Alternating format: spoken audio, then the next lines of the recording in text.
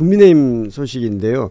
이게 그 내란 전담재판부 헌법소원 뭐 그걸 지금 국민의힘이 제기하기도 했고요. 예. 또 한쪽에서는 지금 한동훈 전 대표 제명 위한 작업도 지금 동시에 진행되고 있어요. 그러니까 당내에서는 한동훈 전 대표를 제거하고 네. 그리고 바깥에는 지금 그 헌법소원 내란 전담재판부 헌법소원도 이제 제기하고. 예. 뭐 크게 한 흐름으로 가고 있다라는 느낌도 좀 듭니다. 그러니까 어떤 과거하고 절연하지 못하고 계속 분란만 일으키고 있는 상태다. 그렇게 말씀드릴 수 있을 것 같은데요. 그러니까 내란 전담 재판부 헌법소원부터 좀 간단하게 설명을 드리면 어제 보도 자료가 나왔습니다. 국민의힘이 내란, 외환, 반란 범죄 등의 형사 절차에 관한 특례법, 그러니까 줄여서 내란 전담 재판부 설치법이거든요. 이것과 관련돼서 헌법상 보장된 평등권과 재판 청구권, 국민투표권, 정당 활동의 자유 등을 중대하게 침해하며 법치국가 원리와 헌법 질서를 훼손한다. 뭐 이런 목적, 이런 의미로 거대 여당이 의석수만 믿고 자행하는 폭거를 막기 위한 최후의 수단으로 헌법소원을 제기했다 이렇게 밝혔습니다. 변호사님 이게 네. 헌재에서 네. 받아들여질 가능성이 있습니까? 뭐 일단은 진행은 하겠죠. 절차 진행은 할 수밖에 없다. 그래서 우리가 처음에 내란 재판부 논의가 나왔을 때 제일 걱정했던 게 절차 진행이 됐을 때 재판이 정지되는 것, 재판 지연 문제에 대해서 되게 고민을 했었잖아요. 그래서 그런 부분들은 정말 우리가 백보 양보했을 때 뭐 가능하겠죠. 왜냐하면 지금 현재 아예 이 재청 자체를 받아들이지 않는 상황 아니고 헌법 소원이기 때문에 이제 이 절차 진행에서 지연은 될 수 있다라고 생각은 되어지고요. 저는 여기에서 이런 생각은 좀 들어요. 정말 마지막 기회까지 놓치고 있다 국민의힘이 이런 생각이 들거든요. 왜냐하면 어떻게 장동혁 대표가 이제 내란 대통령을 지키기 위해서 내란 대통령, 즉 탄핵된 대통령을 지키기 위해서 탄핵된 대통령을 소환시켜서 탄핵 대통령 리더의 계보를 걷고 있는 그런 안타까운 상황으로 그 야당 대표의 정말 단식 투쟁이라는 출구 전략을 삼지 않았습니까? 그래서 양손에 양탄핵 대통령을 잡고 저는 그 모습을 너무 안타까웠는데 그 과정 안타까워서 되게 즐거워하시는 거 같아요. 네, 제가 즐겁지 않습니다. 지금 사실 마음이 저게 안 좋고요. 되게 진짜 코미디한다. 너무 허탈한 웃음밖에 나오지 않았거든요. 근데 그런 상황에서 이제는 그래도 국면이 전환이 되면서 좀 결별을 하고 지선도 준비하고 그래도 어느 정도 당을 좀 추스리길 바랬거든요. 그런데 지금 전혀 그러지 않은 모습이 여기서 또 나타났다. 관심이 지방선거는 이미 관심이 없는 것 같다는 느낌도 들어요. 네, 맞아요. 그래서 이 절연된 시간 자체를 벌어야 유영아 되는. 의원은 관심 있는 거 아닙니까? 뭐에 관심 있다고요? 유영아 의원은 관심 있는 거 아닙니까? 그렇죠. 관심 있겠죠. 네. 유영아 의원은 관심이 있으니까 내라 탄핵을 이제 탄핵 대통령을 소환시켰겠죠. 네. 그래가지고 이 시간을 지연함으로 인해서 그것 자체를 포기하는 과정이었다라고 생각해요. 이 전략이. 그러니까 이제 사실은 국민의힘 내부에서는 이 헌법소원 자체는 굉장히 큰 이슈거든요. 그런데 이것까지 돌볼 겨를이 없는 상황인 것 같습니다. 그러니까 소장파나 소수파에서도 이거에 대한 비판 입장들이 전혀 나오지 않는. 지금 관심이 당내 문제에 휩쓸려 가지고 그쪽까지는 신경 쓸 겨를이 없죠. 저는 전략적 판단 기능이 거의 마비됐다라고 봐요. 왜냐하면 이게 내란전단 재판부 관련된 법률을 유연소원 헌법소원 낼 수 있죠. 정당이 낼 수 있는데 지금 이게 이제 그러니까 대법에서 논의를 해갖고 고법 차원에서 우리가 진행하겠다고 하기 때문에 지금 이 타이밍에 이 카드를 내봐야 파괴력이 없어요.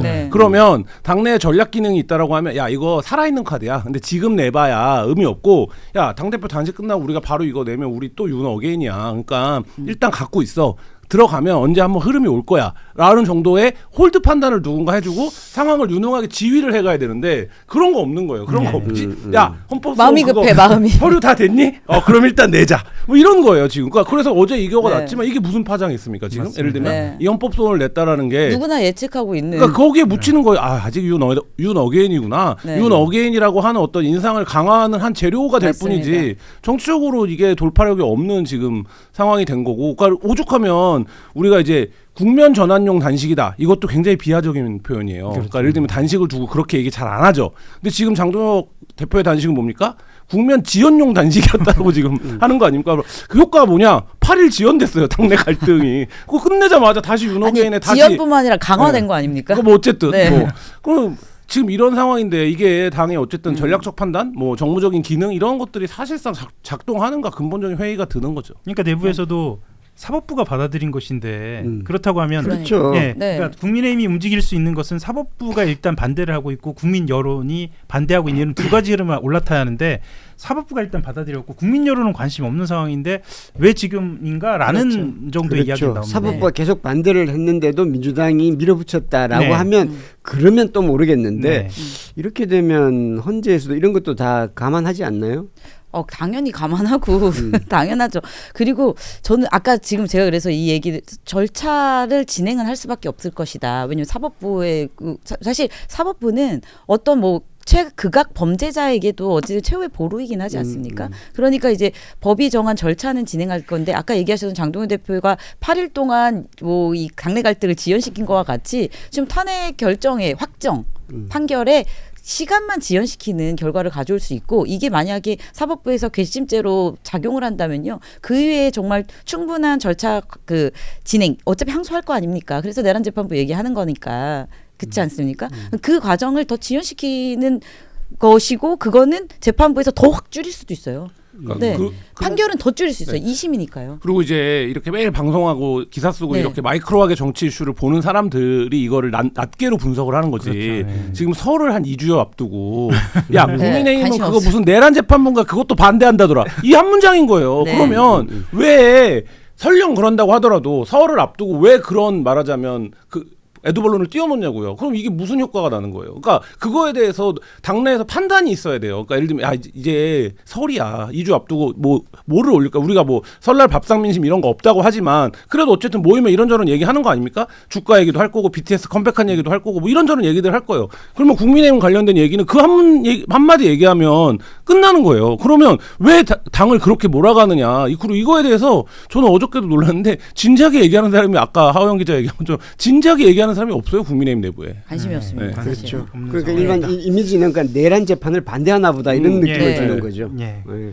근데 아마 그렇게 관심이 이쪽으로 쏠릴 수밖에 그러니까 관심을 가질 수 없는 이유가 지금 당내 문제 예. 한동훈을 제명하네. 이렇게 어저께는 김종혁 전 최고위원 탈당 권유했죠. 예. 그러니까 국민의힘 중앙윤리위원회가 말씀하셨던 것처럼 그 친한동훈계입니다. 그 김종혁 전 최고위원에게 그 탈당 권유 징계를 의결했는데요.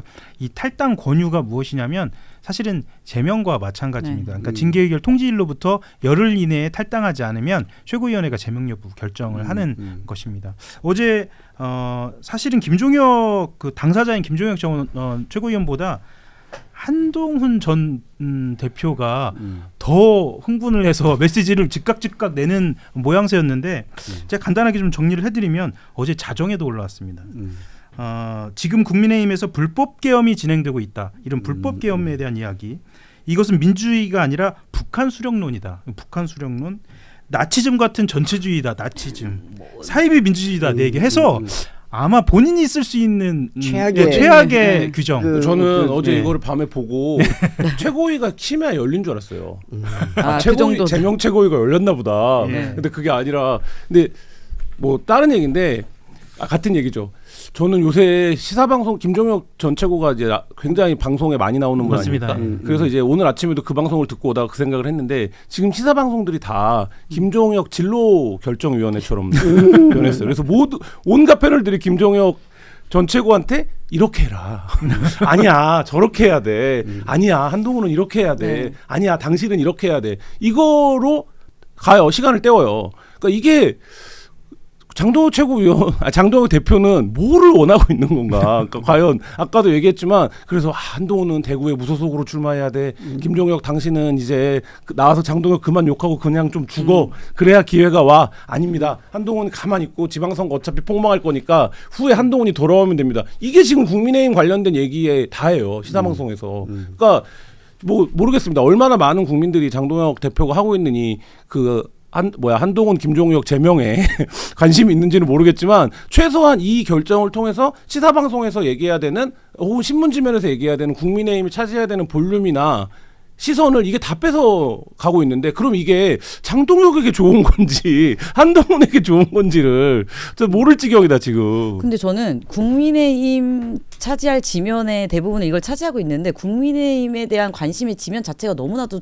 쪼그라들어 있다고 그렇죠. 생각을 하거든요. 그러니까 지금 관심이 좀 없어요. 그러니까 지금 여기 우리도 뷰리핑에서 너무 많은 시간을 할당한 건 아닌가 생각이 정말 들 정도이고 왜냐하면은 지금 이게 국민들의 민심도 전혀 반영되지 않은 상태에서 그냥 자기네들끼리 반장 싸움 하고 있는 거잖아요. 자기네들끼리 누가 지금 일단 당 대표를 유지할 것이냐, 당 대표의 힘을 좀 이런 상황이라고 좀 보여지고 저는 이 행보들이 아까 얘기했던 헌법 소원 한 거. 그리고 어찌되었건 항소하는 과정들, 그 다음에 그러니까 뭐 양대 특검을 주장하는 과정, 뭐 지금 또 이 제명 관련돼서 내일 또 최고위에서 결정될 수 있잖아요. 원래는 오늘이었죠, 그렇죠? 오늘이었는데 내일 모레 최고위에서 한동훈 제명에 대해서 결정될 수도 있다는 지금 이런 제명할 것 같아요. 네, 저도 그 얘기를 하고 싶어요. 제명할 것이다. 이유가 뭐냐면 국민의힘 지도부와 전략가들은 이제 아예 국어화됐다.